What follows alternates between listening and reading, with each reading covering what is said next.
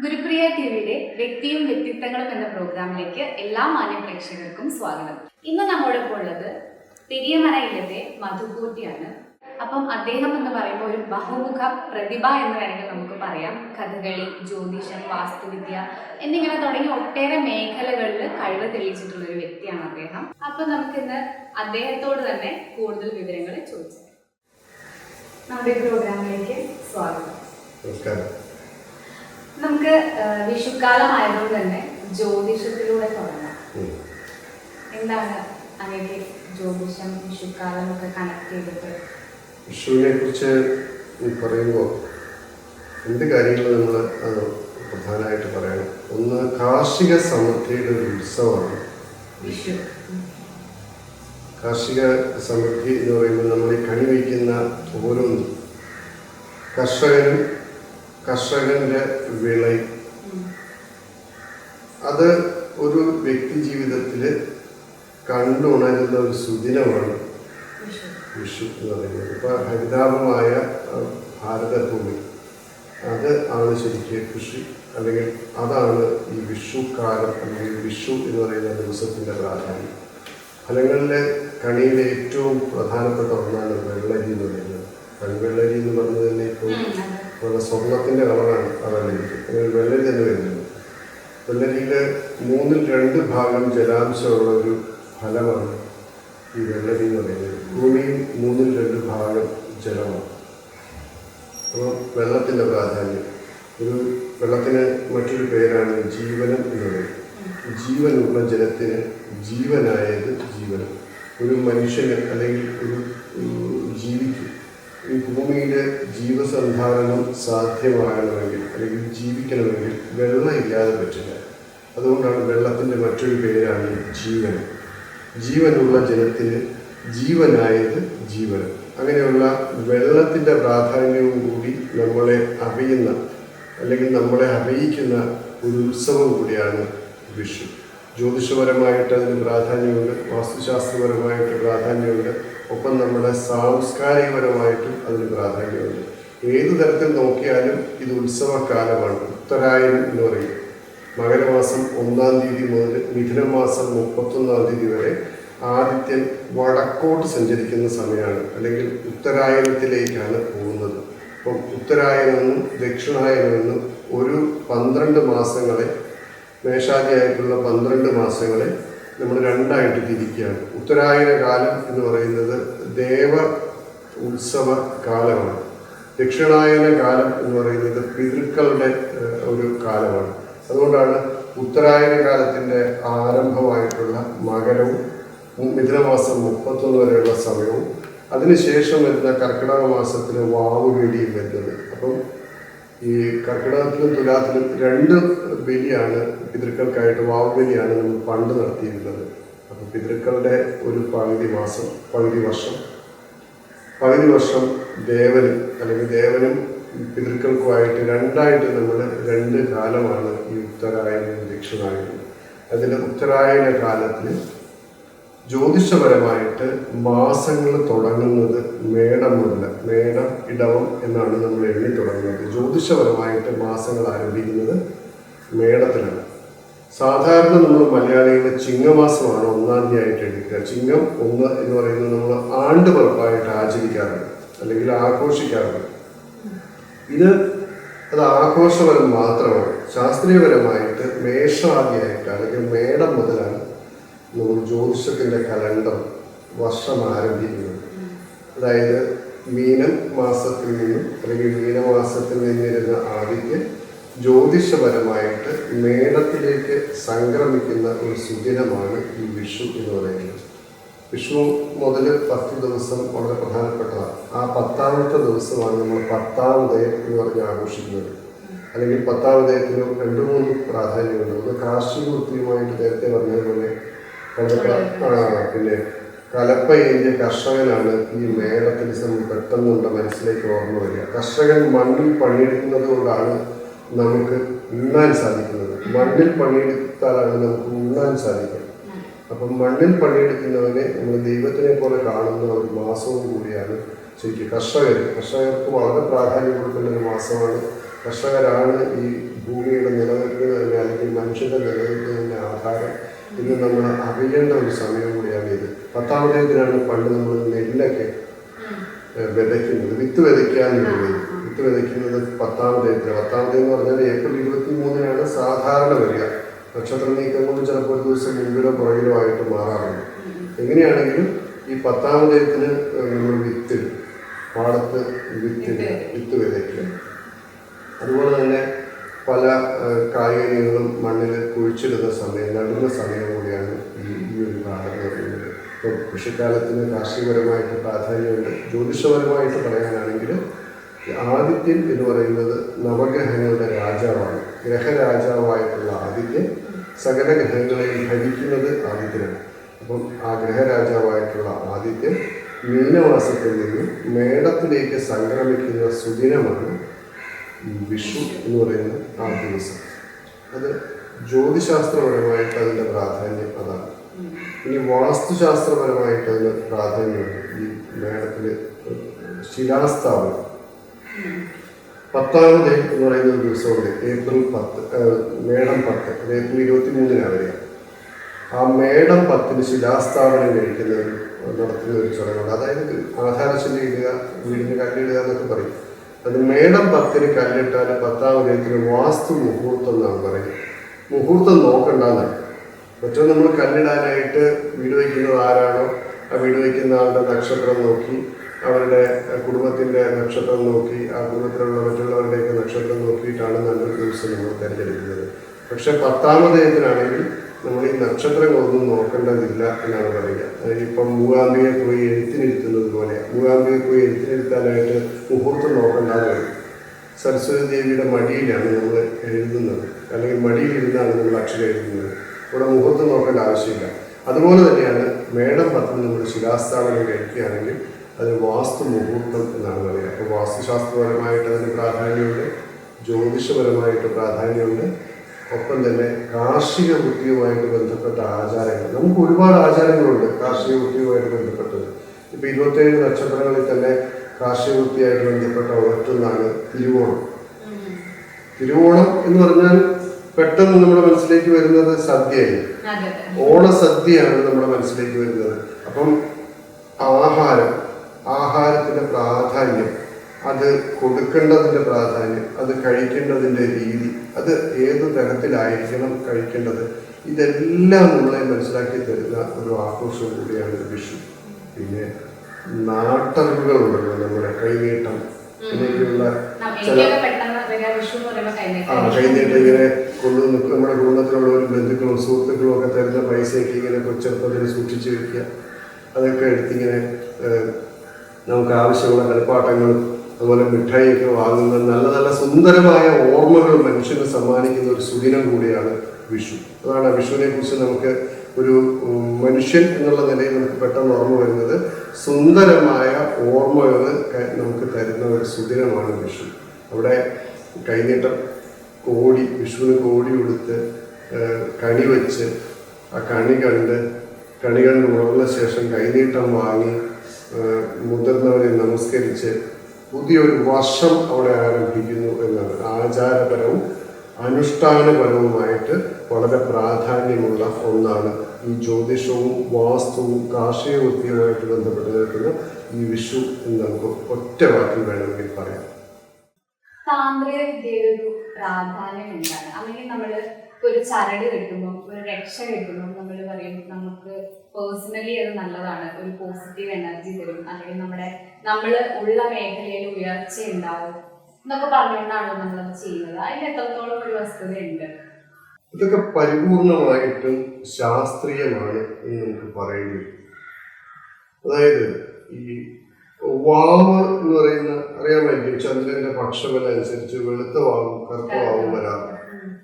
ഈ വാവ് വരുന്ന സമയത്ത്, വാവ് അടുക്കുമ്പോൾ നമ്മുടെ ശാരീരികമായിട്ട് ബുദ്ധിമുട്ട്, ശ്വാസം മുട്ടൽ പോലെ ബുദ്ധിമുട്ടുള്ള അനുഭവിക്കുന്നവർ വാവ് അടുക്കുന്ന സമയത്ത് അവർക്ക് ആ ഒരു ബുദ്ധിമുട്ട് വളരെ കൂടുതലായിട്ട് വന്നു കാണുന്നു. അത് അന്ധവിശ്വാസമല്ലല്ലോ. അവർക്ക് ശ്വാസം എടുക്കാൻ ബുദ്ധിമുട്ട് വരുന്നു എന്നുള്ളത് അവർ പറയുന്നതാണ്. എനിക്ക് എൻ്റെ കുടുംബത്തിലും അതുപോലെ ബുദ്ധിമുട്ടുള്ള വ്യക്തികൾ ഉണ്ടായിരുന്ന കുടുംബത്തിൽ എനിക്ക് അറിയുന്ന കാര്യങ്ങളോടാണ് പറയുന്നത്. വേറെ ആളുടെ കാര്യമല്ല, എൻ്റെ കുടുംബത്തിലെ കാര്യം അറിയാവുന്നതാണ്. അപ്പോൾ അവർക്ക് ഇങ്ങനെ വാവ് അടിക്കുമ്പോൾ ശ്വാസം മുട്ടൽ എന്ന് പറയുന്ന ഒരു അസുഖമുള്ളവർക്ക് അത് വരുന്നു.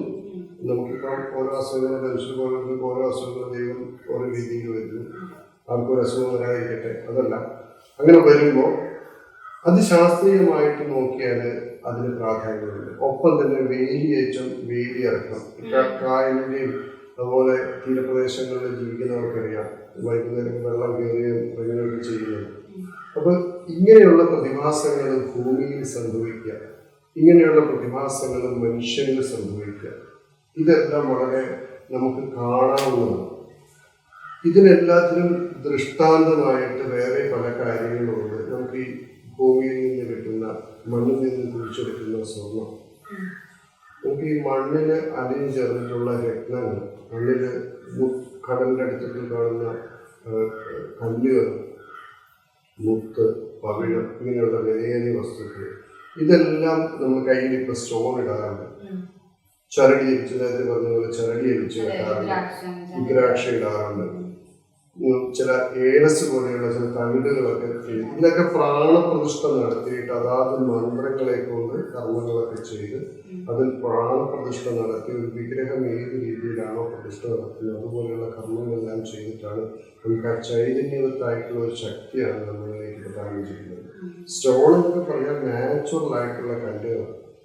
നമ്മുടെ യുജിയോ എന്ന് പറയും, violet, IndiGo, blue, green, yellow, orange, red, ഈ സപ്തവർണ്ണങ്ങൾ സൂര്യനിൽ നിന്ന് വമിക്കുന്നതിൽ നമുക്ക് ആദ്യം കുറവുള്ള, നമ്മുടെ ശരീരത്തിൽ കുറവുള്ള ഡെഫിഷ്യൻസി ഏതിനാണോ ഉള്ളത് അത് കണ്ടറിഞ്ഞ് അതിൻ്റെ ഓരോ കല്ലിനും ഉള്ളത് ഓരോ വൈറ്റമിൻ. നമ്മുടെ ശരീരത്തിൽ ഏറ്റവും കൂടുതൽ അബ്സോർബിംഗ് ടെൻഡൻസി ഉള്ള സ്കിൻ എന്ന് പറയുന്നത് ഒന്ന് കയ്യിലെ സ്കിന്നും ഒന്ന് മുഖത്തെ സ്കിന്നും. ഇതെല്ലാം നിറച്ച് വരുമ്പോൾ കൈ ഇങ്ങനെ ചൊറിഞ്ഞിരിക്കുക, മുഖത്ത് ചൊറിഞ്ഞിരിക്കുകയൊക്കെ ചെയ്യുന്നു. അതിന് സ്റ്റോണൊക്കെ ഉണ്ടാക്കി നമ്മുടെ കയ്യിലിടുന്നു. ഇപ്പോൾ രുദ്രാക്ഷം പോലെ തന്നെ ഒരു സ്റ്റോൺ ഇടുന്നു. അപ്പം ഏതാണോ നമ്മുടെ ശരീരത്തിൽ അളവ് കുറവുള്ളത് ജ്യോതിഷപരമായിട്ട് നമുക്കത് അറിയാനായിട്ട് സാധിക്കും. നമ്മുടെ ജാതക പരിശോധനയിൽ അതിനുശേഷം കുറവുള്ള കല്ല് നമ്മൾ ഇടുമ്പോൾ ആ സൂര്യനിൽ നിന്നും വരുന്ന ആ രശ്മികൾ അത് ആകർഷിക്കുകയും നമ്മുടെ ശരീരത്തിലേക്ക് അത് പ്രദാനം ചെയ്യുകയും ചെയ്യുന്നു. ഇതൊക്കെ ശാസ്ത്രീയമായിട്ട് തെളിഞ്ഞിട്ടുള്ളതും അനുഭവത്തിൽ നമുക്ക് ഉള്ളതുമാണ്. ഇപ്പം ഓരോ ജീവിതാനുഭവങ്ങളാണല്ലോ നമുക്ക് പുസ്തകത്തിൽ നിന്ന് കിട്ടുന്നതിനേക്കാൾ വലിയ പാഠങ്ങൾ. ഈ രുദ്രാക്ഷവും ചില സ്റ്റോണുകളും ധരിച്ചിട്ട് ചില അസുഖങ്ങൾക്ക് കുറവ് വന്നിട്ടുള്ളത് നമുക്ക് അനുഭവമുണ്ട്. ഈ വിക്ക് പോലെയുള്ള ചില അസുഖങ്ങളൊക്കെ എങ്ങനെ വന്നിട്ടുള്ളത് മാറിയത് കുറഞ്ഞതൊക്കെ നമുക്കറിയാം. അപ്പം ഇങ്ങനെയുള്ള ഈ ബുദ്ധിമുട്ടുകൾക്കൊക്കെ ഒരു അടിസ്ഥാനപരമായിട്ടുള്ളൊരു പരിഹാരമാണ് ശരിക്കും ഈ രത്നങ്ങളാണെങ്കിലും ഈ ഇതുപോലെയുള്ള താന്ത്രിക വിധികളാണെങ്കിലും അതുപോലെ മറ്റ് പൂജാക്രമങ്ങളാണെങ്കിലും. പൂജാക്രമങ്ങൾ എന്നൊക്കെ പറഞ്ഞാൽ രണ്ട് തരത്തിലുണ്ട്. ഇപ്പോൾ ഒരു പൂജ, വിഷ്ണു പൂജ നമ്മൾ കഴിക്കുന്നു. ക്ഷേത്രത്തിൽ വിഷ്ണു പ്രതിഷ്ഠയുള്ള സ്ഥലത്ത് പോയി നമ്മൾ വിഷ്ണു പൂജ കഴിക്കുന്നു.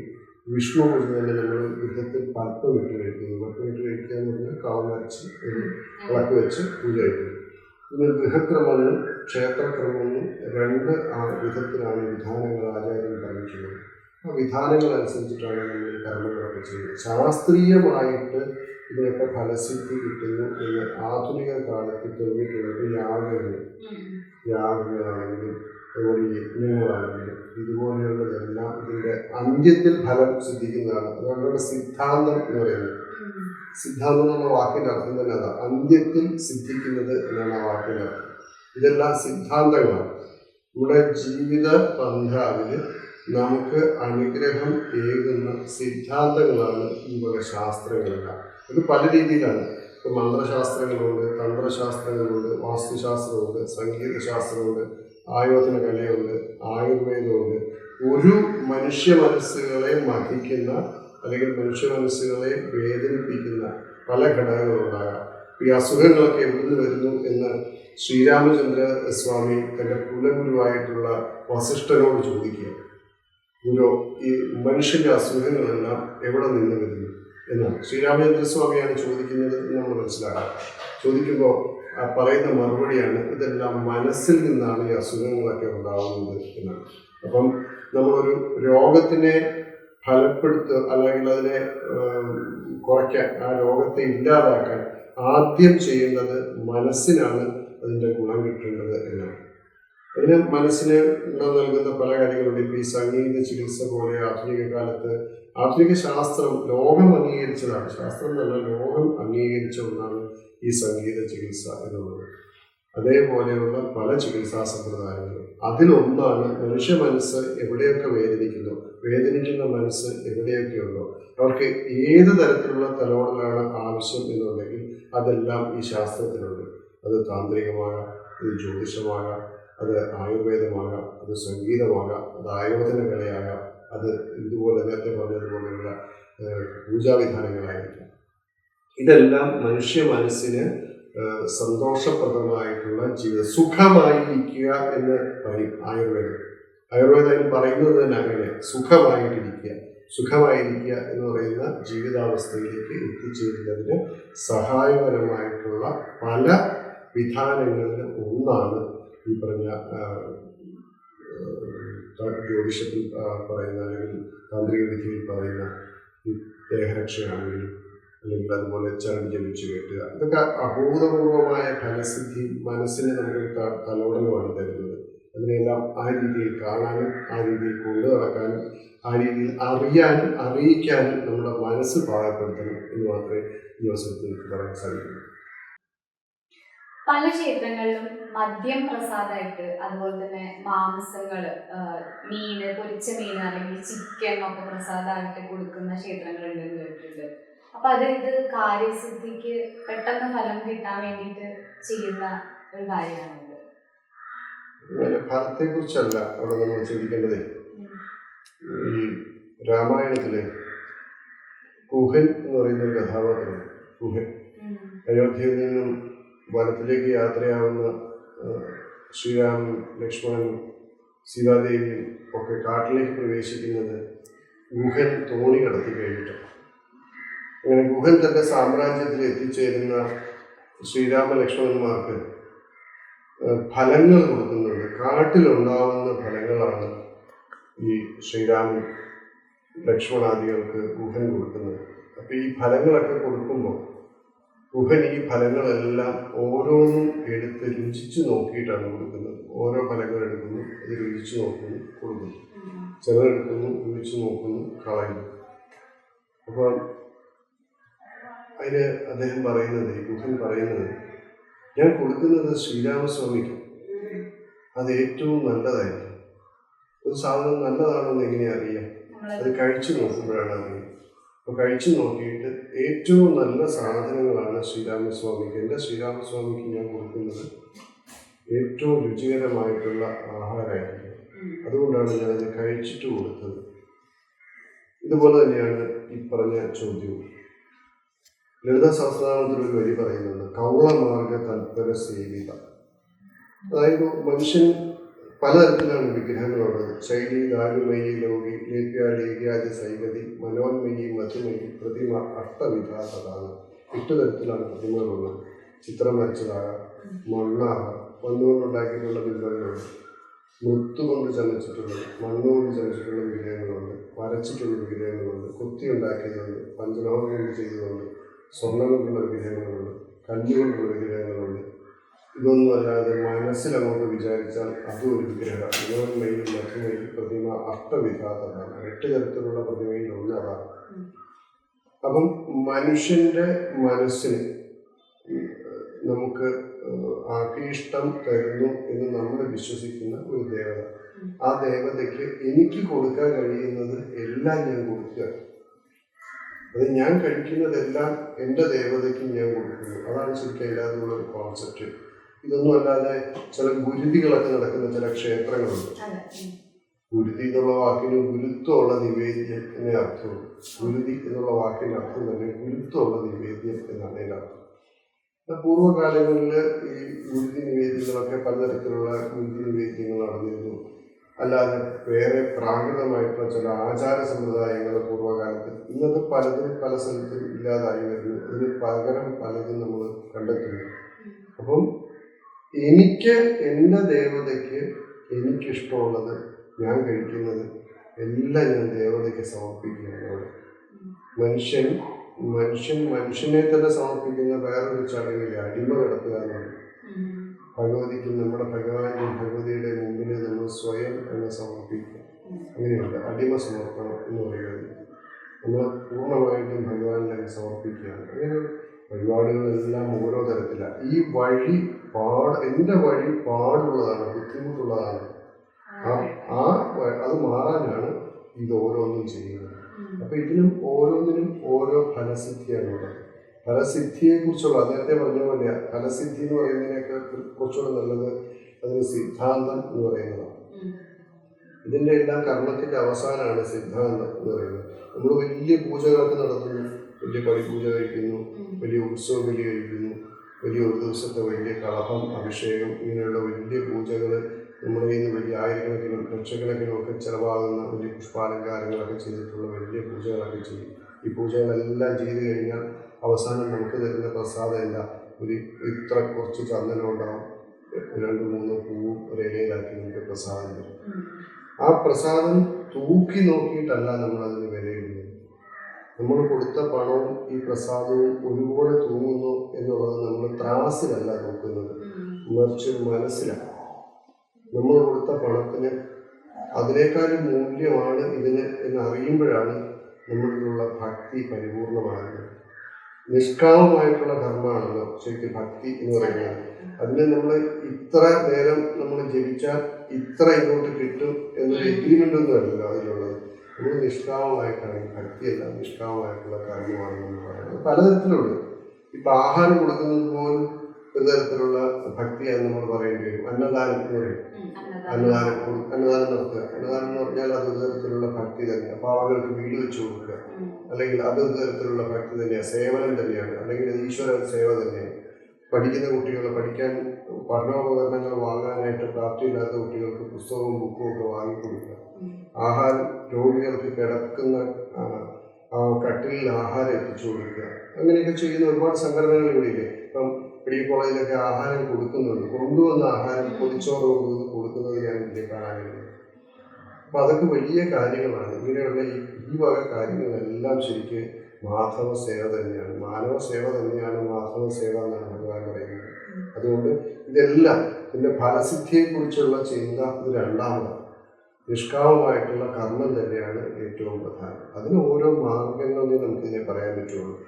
അതിനെ പ്രാകൃതമായതെന്നോ അല്ലെങ്കിൽ നവീനെന്നോ ഒന്നും നമുക്ക് രണ്ടായിട്ട് തിരിക്കാനൊന്നും നമുക്കതിനെ സാധിക്കില്ല. പണ്ട് ചെയ്തിരുന്നതിനൊരു രീതിയുണ്ട്, ആ രീതിയിൽ അത് ചെയ്യുന്നു. അത് മാറ്റി പുതിയ രീതിയിലേക്ക് നമുക്കതിനെ കൊണ്ടുവരാൻ ഇപ്പം ഗുരുതിയുടെ മാറ്റി കുമ്പളഞ്ഞ ഒരു ഗുരുതി നടത്താൻ സാധിക്കുമെങ്കിൽ അത് നല്ലതാണ്. അവിടെ നമ്മളൊരു ജീവനെ നശിപ്പിക്കാതെ നമുക്ക് അകരി കൊടുക്കാതെ നമുക്കതിന് പകരമായിട്ട് ചുണ്ണാമ്പും മഞ്ഞപ്പൊടിയും ചേർത്ത് ഗുരുതി നിവേദിക്കാൻ സാധിക്കുമെങ്കിൽ അത് നന്നായി. അപ്പം ആർക്കും വേദനയില്ലാതെ ആചാരങ്ങൾ കൊണ്ടുപോകാൻ സാധിക്കുക എന്നുള്ളതാണ് നമ്മുടെ വിജയമായിട്ട് നമ്മൾ കാണുന്നത്. അത് ഏറെക്കുറെ ഇപ്പം നടക്കുന്നുണ്ട്. അതുകൊണ്ട് അതൊന്നും തെറ്റാണ് എന്ന് നമുക്ക് പറയാനായിട്ട് സാധിക്കും. അതുപോലെ ഈ തിങ്കളാഴ്ച ദിവസങ്ങളിൽ ശിവക്ഷേത്രത്തിൽ സന്ദർശനം നടത്തുന്നത് നല്ലതാണ്. അതുപോലെ ഇന്ന ദിവസങ്ങളിൽ നമ്മളൊരു പ്രത്യേക കളർ ധരിക്കുന്നത് നല്ലതാണ് എന്നൊക്കെ ഞാൻ കേട്ടിട്ടുണ്ട്. അപ്പം എത്രത്തോളം ഒരു സത്യാവസ്ഥ ഉണ്ട് ഇതിനൊക്കെ പിന്നിൽ, അല്ലെങ്കിൽ എന്തായിരിക്കും നിജസ്ഥിതി? നവഗ്രഹങ്ങളും ഈ നവഗ്രഹങ്ങളുമായിട്ട് ബന്ധപ്പെട്ടിട്ടുള്ള ദേവതകളും ആ ദേവതകളുടെ ആഴ്ചകളും അതിൻ്റെ അതിദേവതയും ഇങ്ങനെയുള്ള കാര്യങ്ങളൊന്നും ചെറുതായിട്ട് നമുക്കൊന്ന് പറയുകയോ അറിയുകയോ ചെയ്താൽ മാത്രമേ നമുക്കത് പെട്ടെന്ന് മനസ്സിലാവുള്ളൂ. ഇപ്പോൾ ആദിത്യൻ, നവഗ്രഹങ്ങളിലെ രാജാവാണ് ആദിത്യൻ. നമ്മൾ തുടക്കത്തിൽ പറഞ്ഞു. ഈ ആദിത്യനെ ഒരു ദേവതയുണ്ട്.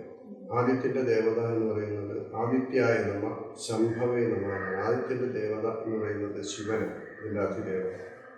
അതിനൊരു ദിവസമുണ്ട്, അതാണ് തിങ്കളാഴ്ച. ഈ ആഴ്ചകളെല്ലാം സപ്തഗ്രഹങ്ങളും സപ്തദിനങ്ങളും ആണ്. ഈ ഓരോ ഗ്രഹത്തിനെ സംബന്ധിച്ചിട്ട് നമ്മൾ ഈ ഓരോ ദിവസങ്ങൾ വരുന്നത് ഞായറാഴ്ച, ആദ്യത്തിൻ്റെ ദിവസം ഞായറാഴ്ച, അല്ലെങ്കിൽ ആദ്യത്തിൻ്റെ അതിദേവതയായിട്ടുള്ള ശിവന്റെ ദിവസം അത് തിങ്കളാഴ്ച.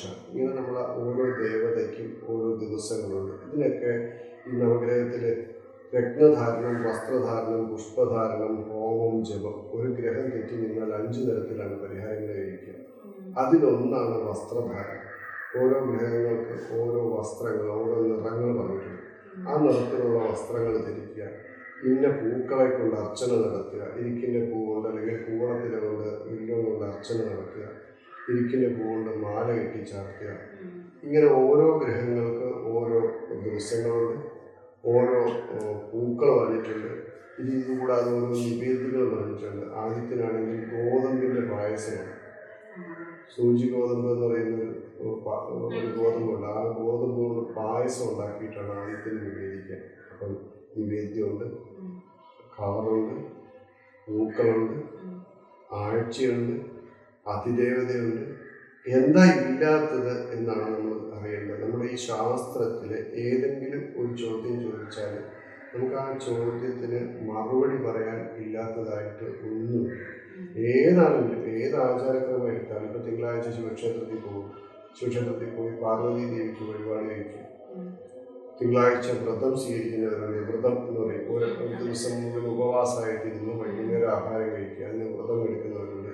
ഒരിക്കലെടുക്കുന്നവരുണ്ട്, ഒരു നേരം മാത്രം ചോറുണ്ടിട്ട് മറ്റുള്ള സമയത്ത് മറ്റെന്തെങ്കിലും കഴിക്കുക, അങ്ങനെ വ്രതം എടുക്കുന്നവരുണ്ട്, ഉപവാസം എടുക്കുന്നവരുണ്ട്. ഇങ്ങനെ പലതരത്തിലുള്ള ആചാരക്രമങ്ങളുണ്ട്. ഈ ആചാരക്രമങ്ങളെല്ലാം അടിസ്ഥാനപരമായിട്ട് ശരിയുമാണ്. നമുക്ക് നമ്മുടെ അനുഭവത്തിൽ നിന്ന് ഇതൊക്കെ ശരിയാണ്. അതിനാണ് ആചാരം എന്ന് പറയുന്നത്. ആചാരത്തിൽ എന്തെങ്കിലും പിഴവുണ്ടെങ്കിൽ നമ്മളത് ആചാര്യന്മാരോട് ചോദിച്ചിട്ട് അത് തിരുത്താനായിട്ട് തയ്യാറാകും. അത് ശാസ്ത്രം തന്നെ പറയുന്നുണ്ട്. ഇതെല്ലാ ആചാരങ്ങളും എല്ലാ സ്ഥലത്തും തുല്യമായ അളവിൽ പ്രയോഗിക്കാൻ സാധിക്കില്ല. എല്ലാ ആചാരങ്ങളും എല്ലാ സ്ഥലത്തും തുല്യമായ അളവിൽ പ്രയോഗിക്കാൻ നമുക്ക് സാധിക്കില്ല. അത് നമ്മൾ ആ ദേശവും കാലവും അവസ്ഥയും എല്ലാം അറിഞ്ഞിട്ടാണ് ഈ ആചാരങ്ങളെ ചിട്ടപ്പെടുത്തിയിട്ടുള്ളത്. ചിട്ടപ്പെടുത്തിയ ആചാരങ്ങളിൽ വ്യത്യാസം നമുക്ക് വരുത്തണമെങ്കിൽ നമ്മൾ അത് അറിയുന്ന ശ്രേഷ്ഠന്മാരായിട്ടുള്ള ആചാര്യന്മാരോട് ചോദിച്ച് ആചാരക്രമങ്ങളിൽ മാറ്റം വരുത്തേണ്ടതാണെങ്കിൽ നമുക്ക് വരുത്താം. പക്ഷെ അനുഷ്ഠാനം എന്ന് പറയുന്നത് മാറ്റമില്ലാത്തതാണ്. ഒരു ക്ഷേത്രത്തിൽ ചില അനുഷ്ഠാന കർമ്മങ്ങളുണ്ടാകും, അതിന് മാറ്റമില്ല. ആചാരങ്ങളെ കുറേ മാറ്റങ്ങൾ പലപ്പോഴും കാലം കൊണ്ട് പല ആചാരങ്ങൾക്കും ആചാര ലോപം സംഭവിക്കാം, ആചാരങ്ങളിൽ മാറ്റങ്ങൾ സംഭവിക്കാം. മാറ്റങ്ങളെല്ലാം നല്ലതാവണം. ചരിത്രമെല്ലാം നമ്മൾ പഠിക്കുന്നത് ചരിത്രം ആവർത്തിക്കാനല്ല, മറിച്ച് ചരിത്രം തിരുത്താനല്ല. അപ്പം ചരിത്രത്തിൻ്റെ എല്ലാ കാര്യങ്ങളും നമ്മൾ അറിഞ്ഞാൽ മാത്രമേ, അല്ലെങ്കിൽ പൂർവ്വകാലത്തിൽ ഉണ്ടായിരുന്ന അവിടുത്തെ ആചാരങ്ങളും അനുഷ്ഠാനങ്ങളും നമ്മൾ അറിഞ്ഞ് അതിൽ മാറ്റം വരുത്തേണ്ടതുണ്ടെങ്കിൽ അതിൽ മാറ്റം വരുത്തി മുന്നോട്ട് പോകാൻ സാധിക്കും. ജ്യോതിഷം, വാസ്തുവിനെ പറ്റിയൊക്കെ നമ്മൾ സംസാരിച്ചു. അത് കഥകളി ആചാര്യനും കൂടിയാണ്. കഥകളിയെ പറ്റിയിട്ട് ഉള്ള അങ്ങയുടെ ഒരു എക്സ്പീരിയൻസ് ഉണ്ടാവും? കഥകളി പഠിച്ചിട്ടുണ്ട്. കഥകളിയിലെ എല്ലാ സങ്കേതങ്ങളും അറിയാനോ അല്ലെങ്കിൽ കഥകളി ഞാൻ ആരും പഠിപ്പിച്ചിട്ടൊന്നുമില്ല. ഞാൻ എൻ്റെ കുട്ടിക്കാലത്ത് ഞങ്ങളുടെ ഈ അമ്പലത്തിൽ 10 ദിവസത്തെ ഉത്സവം, അതിൽ 8 ദിവസവും കഥകളിയാണ് ഇവിടെ നടക്കുന്നത്. നമ്മൾ കേട്ടു വളർന്നതും നമ്മൾ പരിചയിച്ചതുമായിട്ടുള്ള ഒരു കല കഥകളിയാണ്. അറിഞ്ഞത് ഇങ്ങനെ കാണാൻ പോവുക, കാണുക, വരിക, അങ്ങനെയൊക്കെ. അതുകൊണ്ട് നമുക്ക് ചെറുപ്പത്തിൽ തന്നെ കഥകളിയോട് നല്ലൊരു താല്പര്യമുണ്ട്. പിന്നെ കഥകളി വേഷം ആണ് ഞാൻ പഠിച്ചത്. കഥകളി വേഷം എന്ന് പറയുന്നത് 5 തരത്തിലാണ് കഥകളിയുടെ വേഷങ്ങൾ. പച്ച, കത്തി, കരി, താടി, മിനുക്ക്, ഇങ്ങനെ 5 തരത്തിലാണ് വേഷ സമ്പ്രദായങ്ങളുള്ളത്. സ്ത്രീ വേഷവും ഒക്കെ ഈ ബ്രാഹ്മണൻ അങ്ങനെയുള്ള കഥാപാത്രങ്ങളൊക്കെ മിനുക്കാണ്. പച്ചവേഷം എന്ന് പറയുന്നത് കൃഷ്ണൻ, അർജുനൻ, ഇതൊക്കെ പച്ചവേഷങ്ങളാണ്. നായകപരിവേഷമുള്ള വേഷങ്ങൾ. നായകപരിവേഷം തന്നെയുള്ളത് രാജസഭാവമുള്ളതൊക്കെ കത്തിയൊക്കെ. ദുര്യോധനാണെങ്കിൽ ജയദ്രഥൻ, ഇങ്ങനെയുള്ളതൊക്കെ കത്തി വേഷമാണ്. അവർക്ക് ഒരു രാജഭാവമായിരിക്കും അവർക്ക് ഉണ്ടാവുക, നായകനായിരിക്കുകയും ചെയ്യും. അപ്പോൾ പച്ച, കത്തി. കരിവേഷം എന്ന് പറയുന്നത് കാട്ടാളൻ, സിംഹിക, ഇങ്ങനെയുള്ള കഥാപാത്രങ്ങളൊക്കെ കരിവേഷം. പച്ച, കത്തി, കരി. താടി വേഷം. താടി തന്നെ 2 തരത്തിലുണ്ട്. ചുവന്ന താടി, വെള്ളത്താടി. ചുവന്ന താടി എന്ന് പറയുന്നത് ദുശാസന്, തൃഗർത്തൻ, പിന്നെ ജരാസന്ധൻ, പാലി, സുഗ്രീവൻ, ഇതൊക്കെ താടി വേഷങ്ങൾ. അതിൽ ചുവന്ന താടി. ഹനുമാനാണ് വെള്ളത്താടി.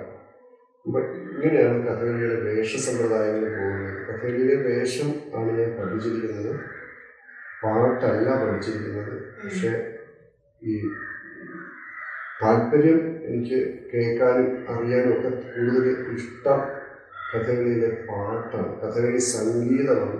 കഥകളി സംഗീതത്തെക്കുറിച്ച് പറയാനാണെങ്കിൽ സാമവേദത്തിൻ്റെ ഉപവേദമാണ് സംഗീതശാസ്ത്രം. 4 വേദങ്ങളെ കുറിച്ച് പറഞ്ഞു. അതിൽ സാമവേദമാണ് സംഗീതശാസ്ത്രത്തിൻ്റെ അടിസ്ഥാനം.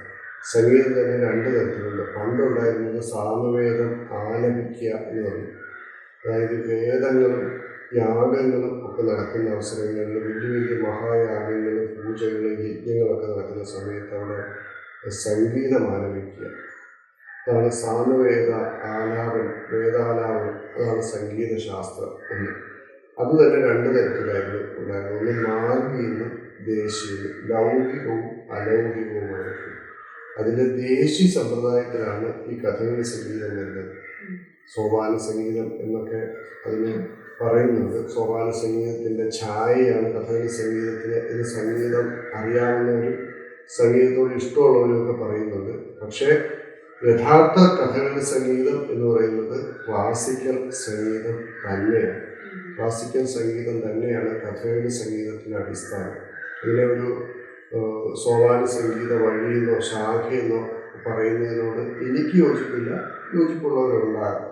അത്രയും സംഗീതമാണ് കൂടുതൽ എന്നോട് താല്പര്യം. ഇപ്പം കഥകളി വേഷങ്ങളൊന്നും ഞാൻ ചെയ്യാറില്ല. വളരെ കാലമായിട്ട് ഈ വാസ്തുശാസ്ത്രം കൈകാര്യം ചെയ്ത് തുടങ്ങിയ ശേഷം ഏകദേശം 24 കൊല്ലമായിട്ട് വാസ്തുശാസ്ത്രത്തിൻ്റെ മേഖലയിലാണ്.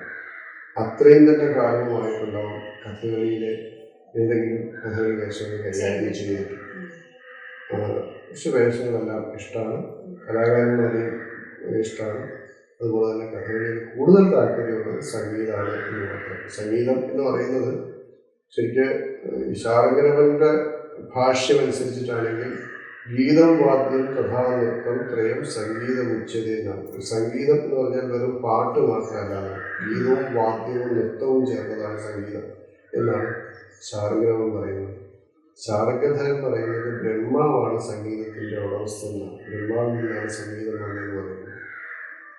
അതല്ല, മഹാദേവൻ ശിവനാണ് ശിവനിൽ നിന്നാണ് സംഗീതം വന്നത് എന്ന് വേദം പറയുന്നത്. ഇപ്പം 2 ആയാലും അല്ലെങ്കിൽ 3 ആയാലും ഈ സംഗീതം എന്ന് പറയുന്നത് ദേവനിർമ്മിതമാണ്.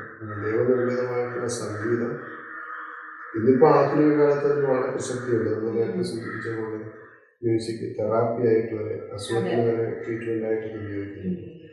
എന്തായാലും കഥകളി സംഗീതത്തിനോടാണ് കൂടുതൽ താല്പര്യം. വിശ്വോത്തര കലയാണ് കഥകളി.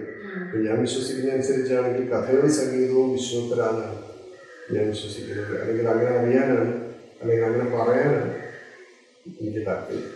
വാസ്തുപരമായിട്ട് അങ്ങ് വീടുകളൊക്കെ വെച്ച് നടക്കുന്നുണ്ട്. അതിനെപ്പറ്റി പറയാം. വീട് എന്നുള്ള വാക്കിൻ്റെ തന്നെ അർത്ഥം അതാണ്. വിശേഷ തരത്തിലുള്ള വീട് എന്നാണ് വീട് എന്നുള്ള വാക്കിൻ്റെ അർത്ഥം. V+ വീടാണ് വീട്. വീട് എന്നുള്ള വാക്കിന് വിശേഷ തരത്തിലുള്ള ഇതാണ്. എന്നാണ് ഈ വിമാനം എന്ന് പറയുന്നത്. വിശേഷ തരത്തിലുള്ള യാനമാണ്. ഒരു മുട്ടായില്ല പോകുന്നത്, പുറത്തേക്കിട പോകുന്നത്. വിവാഹം എന്നൊക്കെ പറയും, വിശേഷ തരത്തിലുള്ള വാഹനമാണ്. അതുപോലെ വീടെന്ന് പറഞ്ഞാൽ വിശേഷ തരത്തിലുള്ള വീടാണ്. വീടെന്ന് പറഞ്ഞാൽ ഉറപ്പ്, പ്രത്യേക തരത്തിലുള്ള ഒരു വീടാണ്. താമസിക്കാനായിട്ട് വീടില്ലാതെ ആർക്കും സാധ്യമാണ്. നമ്മുടെ വലിപ്പം ചെറുപ്പം അല്ലെങ്കിൽ നമ്മുടെ കയ്യിലുള്ള പണത്തിൻ്റെ വലിപ്പവും ചെറുപ്പവും അനുസരിച്ച് നമ്മുടെ വീടിൻ്റെ വലിപ്പവും ചെറുപ്പവും ഉണ്ടാവും. നമ്മുടെ ആവശ്യങ്ങളും വലുതും ചെറുതുമാണ്. നമ്മളിങ്ങനെ യാത്ര ചെയ്യുമ്പോൾ പൈപ്പിനകത്തൊക്കെ കിടന്ന് ഉറങ്ങുന്ന ചില കുടുംബങ്ങളെ കണ്ടിട്ടുണ്ട്. ഈ ഉറങ്ങിക്കഴിഞ്ഞാൽ എണീക്കുമ്പോൾ അതിൻ്റെ അകത്ത് കിടന്ന് ഉറങ്ങിയാലും വലിയ വീട് വെച്ച് ബെഡ് കിടന്നുറങ്ങിയ ആൾക്കും കിട്ടുന്ന സുഖം ഒരുപോലെയാണെന്നാണ് എനിക്ക് തോന്നുന്നത്. അല്ലെങ്കിൽ ഞാൻ അങ്ങനെ വിശ്വസിക്കുന്നത്. നമ്മുടെ വലിപ്പം ചെറുപ്പമല്ല പ്രധാനം. 600 സ്ക്വയർ ഫീറ്റിൻ്റെ ചെറിയ വീടെന്നോ 6000 സ്ക്വയർ ഫീറ്റിൻ്റെ വലിയ വീടെന്നോ അല്ലെങ്കിൽ ഇതിനുള്ള വീട് 7 നിലയുള്ള വീട് 7 നിലയുള്ള മാളിക എന്നൊക്കെ നമ്മുടെ ചെറുപ്പത്തിൽ. നിർമ്മാണം എന്ന് പറയുന്നത് ചരിത്രാതീത കാലങ്ങളിലൂടെ ഉള്ളതാണ്. ആധുനിക കാലഘട്ടത്തിൽ എത്തി നിൽക്കുന്ന ഈ വാസ്തുശാസ്ത്രം എന്ന് പറയുന്നത് പുരാണങ്ങളിൽ, ഇതിഹാസങ്ങളിൽ, ബ്രാഹ്മണങ്ങളിൽ, ഉപനിഷത്തുക്കളിൽ തുടങ്ങി സർവതോമുഖമായിട്ടുള്ള മനുഷ്യൻ്റെ വളർച്ചയ്ക്ക് ഗുണകരമായിട്ടുള്ള സകല ഗ്രന്ഥങ്ങളിൽ പ്രതിപാദിക്കുന്ന ഒന്നാണ് ഈ വീട്. അതിന് അളവ് കൊടുക്കുന്നു, അതിന് കണക്ക് കൊടുക്കുന്നു, അതിൻ്റെ സ്ഥാനം നിശ്ചയിച്ചു കൊടുക്കുന്നു. വീടില്ലാത്തവർക്കൊരു വീട് എന്നാണല്ലോ അതിൻ്റെ അടിസ്ഥാനപരമായിട്ട്. എനിക്കൊരു വീട് വയ്ക്കണം എന്ന് പറഞ്ഞ് എന്നെ സമീപിക്കുന്ന ആളുകൾക്ക് അവർക്ക് നല്ല പ്ലാൻ വരച്ചു കൊടുക്കുക. അവർക്ക് പ്രകടിപ്പിക്കുന്ന രീതിയിലേക്കുള്ള നിർമ്മാണങ്ങൾ നടത്തുന്നതിന് അവരെ സഹായിക്കുക, ഇതൊക്കെയാണല്ലോ നമുക്ക് ചെയ്യാവുന്നത്. അതെല്ലാം ഞാൻ ചെയ്യുന്നത്. ഇനിയിപ്പോൾ 24 കൊല്ലമായിട്ട് അത് തുടരുകയാണ്. വ്യക്തിയും വ്യക്തിത്വങ്ങളും എന്ന ഈ പ്രോഗ്രാമിൽ മധുകൂട്ടി ഒരുപാട് കാര്യങ്ങൾ നമുക്ക് വേണ്ടി പറഞ്ഞു തന്നിട്ടുണ്ട്. വാസ്തു, അതുപോലെ തന്നെ കഥകളി, ജ്യോതിഷം എന്നിങ്ങനെ അദ്ദേഹത്തിന് പരിചിതമായ മേഖലയെ പറ്റിയിട്ടൊക്കെ നമുക്ക് ഒരുപാട് കാര്യങ്ങൾ പറഞ്ഞു തന്നിട്ടുണ്ട്.